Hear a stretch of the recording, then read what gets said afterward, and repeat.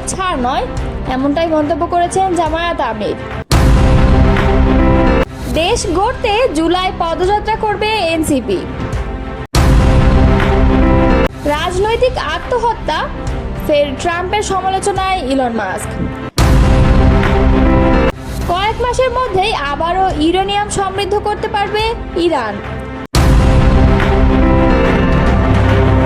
গভীর রাতে ইসরায়েলকে ধমক দিয়ে ট্রাম্পের স্ট্যাটাস।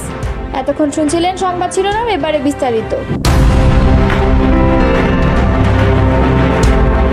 কুমিল্লায় মুরাদনগরে এক নারীকে ঘরে ঢুকে গলায় ছুরি ঠেকিয়ে ধর্ষণের ঘটনায় তীব্র প্রতিক্রিয়া জানিয়েছেন বাংলাদেশ জামায়াতে ইসলামের আমির ডাক্তার শফিকুর রহমান। নারী নির্যাতনের এই ঘটনাকে লজ্জাজনক আখ্যা দিয়ে তিনি বলেছেন, যারা এই কাণ্ড ঘটিয়েছে তাদের যে কোনো উপায়ে আইনের আওতায় এনে দৃষ্টান্তমূলক শাস্তি দিতে হবে। আজ রবিবার সামাজিক যোগাযোগ মাধ্যম ফেসবুকে দেওয়া এক পোস্টে ডাক্তার শফিকুর রহমান বলেন, কুমিল্লার মুরাদনগরে একজন নারীর উপর পাশবিক নির্যাতন একান্তই লজ্জাজনক একটি ঘটনা। লম্পটদের যে কোনো মূল্যে পাকড়াও করে আইনের আওতায় আনতে হবে এবং কঠোর শাস্তি দিতে হবে। তিনি আরও লেখেন, খুঁটির জোর যাই হোক, তাকে কোনোভাবে পাত্তা দেওয়া যাবে না, অন্যথায় এই সমাজ আপাতমস্তক একটি জঙ্গলি সমাজে পরিণত হয়ে যাবে। এরই মধ্যে পুলিশ জানিয়েছে, মুরাদনগরের ওই ঘটনায় অভিযুক্ত প্রধান আসামি ফজর আলীকে রাজধানীর যাত্রাবাড়ি এলাকা থেকে গ্রেপ্তার করা হয়েছে। এর আগে নির্যাতনের ভিডিও সামাজিক যোগাযোগ মাধ্যমে ছড়িয়ে দেওয়া অভিযোগে আরও 3 জনকে আটক করা হয়। উল্লেখ্য, গত 26 জুন রাতে কুমিল্লার মুরাদনগরের রামচন্দ্রপুর দক্ষিণ ইউনিয়নের বাহেরচর 5 কিত্তা গ্রামে ওই ঘটনা ঘটে। অভিযোগ অনুযায়ী একদল যুবক এক ঘরে ঢুকে গলায় ছুরি ধরে এক নারীকে ধর্ষণ করে। সেই বর্বরতার 51 সেকেন্ডের একটি ভিডিও পরে সামাজিক মাধ্যমে ভাইরাল হয়। এতে দেখা যায় বিবস্ত্র অবস্থায় অন্তত 10-12 জন যুবক ওই নারীকে মারধর করছে। সাহায্যের জন্য বারবার চিৎকার করলেও কেউ এগিয়ে আসে না।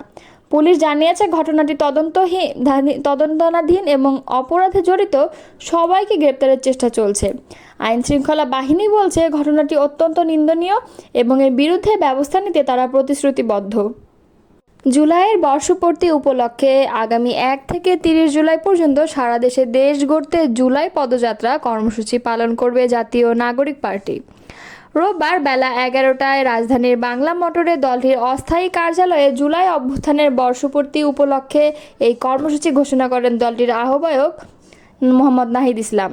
তিনি বলেন, শহীদ আবু সাঈদের কবর জিয়ারতের মাধ্যমে দেশের 64টি জেলায় দেশ গড়তে জুলাই পদযাত্রা কর্মসূচি পালন করা হবে।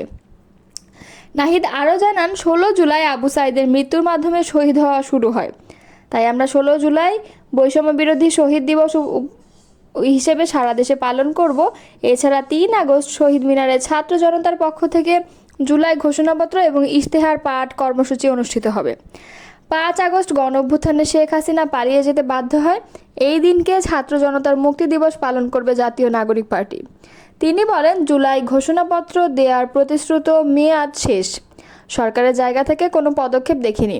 সরকার ব্যর্থ হয়েছে, তাই আমরাই দেব। এছাড়া 8 আগস্ট নতুন কোনো বাংলাদেশ দিবস পালনের সিদ্ধান্ত থেকে সরকারকে সরে আসার আহ্বান জানান তিনি। যুক্তরাষ্ট্রের প্রেসিডেন্ট ডোনাল্ড ট্রাম্পের নতুন কর ও ব্যয় হ্রাস সংক্রান্ত বিল নিয়ে আবারও কড়া সমালোচনা করেছেন বর্তমান বিশ্বের অন্যতম শীর্ষ ধনকুবের এবং বৈদ্যুতিক গাড়ি নির্মাতা প্রতিষ্ঠান টেসলার প্রধান নির্বাহী কর্মকর্তা ও স্পেসএক্স প্রধান ইলন মাস্ক। তিনি বলেছেন, ট্রাম্পের এই খসড়া বিল রিপাবলিকান পার্টির জন্য রাজনৈতিক আত্মহত্যা হবে। একই সঙ্গে এই বিল যুক্তরাষ্ট্রের লাখ লাখ চাকরি ধ্বংস করবে এবং ভবিষ্যতের শিল্প খাতগুলো মারাত্মকভাবে ক্ষতিগ্রস্ত হবে বলেও মন্তব্য করেছেন তিনি। রোববার এক প্রতিবেদনে এই তথ্য জানিয়েছে সংবাদ মাধ্যম টিআরটি ওয়ার্ল্ড। শনিবার নিজের জন্মদিনে সোশ্যাল মিডিয়া প্ল্যাটফর্ম এক্সে দেওয়া এক পোস্টে মাস্ক লিখেন, সিনেটের সর্বশেষ খসড়া বিল যুক্তরাষ্ট্রের লাখ লাখ চাকরি ধ্বংস করবে এবং আমাদের দেশের জন্য কৌশলগতভাবে মারাত্মক ক্ষতি ডেকে আনবে। এটি অতীতের শিল্পগুলোকে প্রণোদনা দিচ্ছে, কিন্তু ভবিষ্যতের শিল্পগুলোকে ব্যাপকভাবে ক্ষতিগ্রস্ত করছে। তিনি আরও বলেন, এই বিল রিপাবলিকান পার্টির জন্য রাজনৈতিক আত্মহত্যা হবে। টিআরটি ওয়ার্ল্ড বলছে, এই মন্তব্যের মাধ্যমে মাস্ক ও ট্রাম্প প্রশাসনের মধ্যে চলমান উত্তেজনা আবারও নতুন মাত্রা পেল। মাস্ক কিছুদিন আগেই সরকার পরিচালনার দক্ষতা বৃদ্ধির একটি দপ্তরের প্রধান হিসেবে কাজ শেষ করে ট্রাম্পের প্রশাসন ছেড়েছেন। তবে এরপরও তিনি স্পষ্ট জানিয়ে দিয়েছেন যে ট্রাম্পের এই বিল নিয়ে তিনি একমত নন। প্রায় 1000 পৃষ্ঠার এই খসড়া বিল নিয়ে সিনেটররা এখনও আলোচনা চালিয়ে যাচ্ছেন। ট্রাম্প চান বিলটি 4 জুলাইয়ের মধ্যে পাশ করানো হোক, কিন্তু অনেক রিপাবলিকান সদস্য এর মধ্যে থাকা বিপুল ব্যয়ের বিষয় ও ছাড়ের যৌক্তিকতা নিয়ে চিন্তিত। প্রেসিডেন্ট ট্রাম্প বিলটিকে বড় সুন্দর বললেও মাস্ক আগেই একে ঘুষখোরদের বিল এবং জঘন্য অপমানজনক উদ্যোগ বলে আখ্যা দেন। এক পর্যায়ে তিনি বলেন, যারা এই বিলের পক্ষে ভোট দিয়েছেন আপনারা জানেন আপনারা ভুল করছেন, লজ্জা হওয়া উচিত। প্রসঙ্গত, একসময় ট্রাম্পের ঘনিষ্ঠ মিত্র ছিলেন মাস্ক, কিন্তু বিল পাশের প্রক্রিয়ায় মাস্কের বিরোধিতা তীব্র হয় এবং তিনি এমনকি ইঙ্গিত দেন তিনি ট্রাম্পের বিরুদ্ধে বিতর্কিত যৌন কেলেঙ্কারির প্রমাণ ফাঁস করতে পারেন, যদিও কোনো নির্দিষ্ট প্রমাণ দেননি তিনি। পরবর্তীতে মাস্ক কিছু মন্তব্যের জন্য দুঃখ প্রকাশ করেন এবং বলেন তিনি কিছুটা বেশি বলে ফেলেছিলেন। ট্রাম্পও তখন নিউ ইয়র্ক পোস্টে এক সাক্ষাৎকারে বিষয়টিকে ক্ষণিক উত্তেজনা হিসেবে উল্লেখ করেন এবং বলেন, আমি ওকে দোষ দিই না। মার্কিন প্রেসিডেন্ট ডোনাল্ড ট্রাম্প আবারও গাজা যুদ্ধবিরতি চুক্তির আহ্বান জানিয়েছেন। এবার অনলাইনে প্রকাশিত পোস্টে ইসরায়েলকে এক প্রকার ধমক দেন মার্কিন প্রেসিডেন্ট। খবর দ্য টাইমস অফ ইসরায়েল। অপহৃত জিম্মিদের ফিরিয়ে দেওয়ার লক্ষ্যে চুক্তিটি করতে ইসরায়েলকে চাপ ও হামাসকে আহ্বান জানান ট্রাম্প। স্থানীয় সময় রোববার গভীর রাতে ট্রুথ সোশ্যাল নেটওয়ার্ক ট্রাম্প লিখেন, গাজায় চুক্তি করুন, বন্দীদের ফিরিয়ে আনুন। ডিজেটি। ওই পোস্টে তিনি ইসরায়েলের প্রধানমন্ত্রী বেনিয়ামিন নেতানিয়াহুকে যুদ্ধবিরতি চুক্তিতে স্বাক্ষর করার জন্য চাপ দেন। এর আগে ট্রাম্প ভবিষ্যৎবাণী করেছিলেন 1 সপ্তাহের মধ্যে চুক্তি স্বাক্ষরিত হবে। প্রেক্ষাপটহীন এই পোস্টটি ট্রাম্প ইসরায়েলি প্রসিকিউটরদের নেতানিয়াহুর বিরুদ্ধে মামলা বন্ধ করার জন্য দ্বিতীয়বারের মতো আহ্বান জানানোর কয়েক ঘন্টা পরে এসেছে। এখানে বলা হয়েছে তিনি এখন হামাসের সঙ্গে একটি চুক্তি নিয়ে আলোচনার প্রক্রিয়াধীন, যার মধ্যে বন্দীদের ফিরিয়ে আনার অন্তর্ভুক্ত থাকবে। এদিকে গাজা যুদ্ধবিরতি নিয়ে মার্কিন প্রেসিডেন্ট ডোনাল্ড ট্রাম্প আশাবাদী মন্তব্য করায় বিস্ময় প্রকাশ করেছেন ইসরায়েলি কর্মকর্তারা। তারা এই বক্তব্যকে রাজনৈতিক কল্পনা বিলাস হিসেবে উল্লেখ করেন।